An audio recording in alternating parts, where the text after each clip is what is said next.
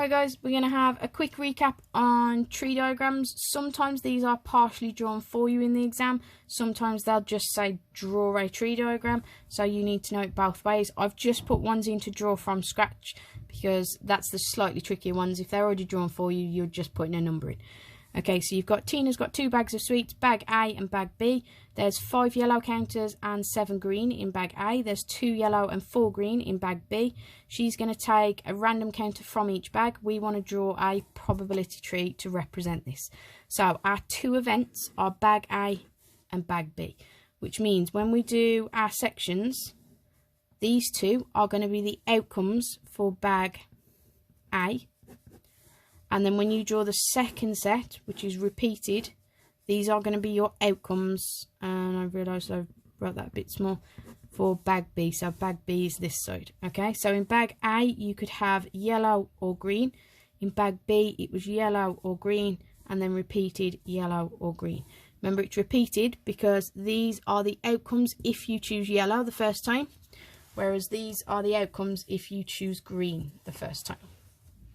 So in bag A, there's 5 yellow and 7 green. Then there are 12 counters altogether. So for yellow, that is 5 out of 12.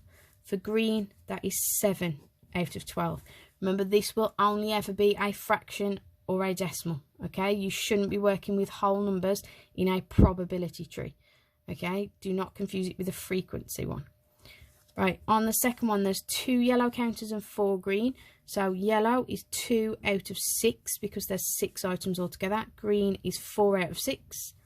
Yellow is 2 out of 6. Green is 4 out of 6. This is just a repeat from above because, as I said, it just depends on whether you're looking at yellow from bag A and then what you could pick in bag B, or green from bag A and what you could pick in bag B.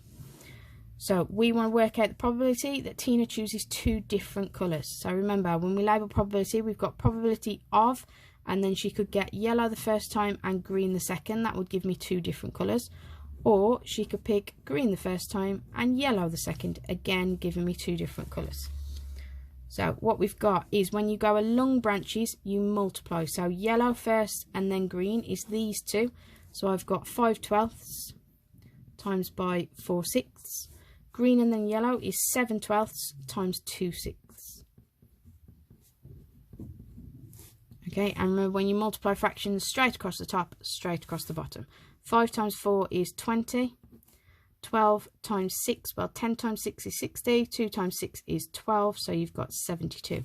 Do not worry about simplifying them. Unless they specifically state simplify it, you don't have to, and they often don't with non-calculator probability trees.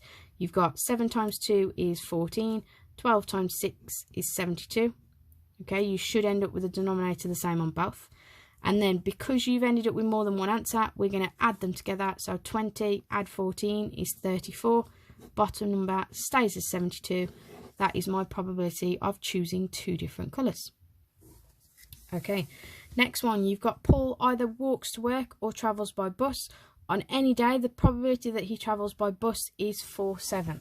So that means no probability is going to change anywhere. You've got on Monday, you've got travelling either by walking or by bus. You've then got on Tuesday, he could walk or go by bus.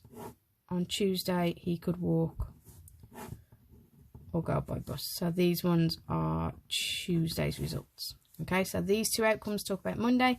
These ones talk about Tuesday. Because it says on any day, the probability he travels by bus is 4/7. Everywhere you see bus, it's going to say 4/7. Okay, if it's 4/7 is the chance he travels by bus, then you've got 3/7 left to make it up to 1 whole 1, and each of these should add up to 1 whole 1. So walk must be 3/7 on all of them. Okay, work out the probability he travels to work by bus on both Monday and Tuesday. So that is bus followed by bus again. So you want 4/7 multiplied by 4/7, and remember, it is always multiply. 4 times 4 is 16. 7 times 7 is 49. That's your probability he has travelled by bus on both days. Right, hopefully nice and straightforward again. There is some more questions for you to have a go at. Any problems, get in touch.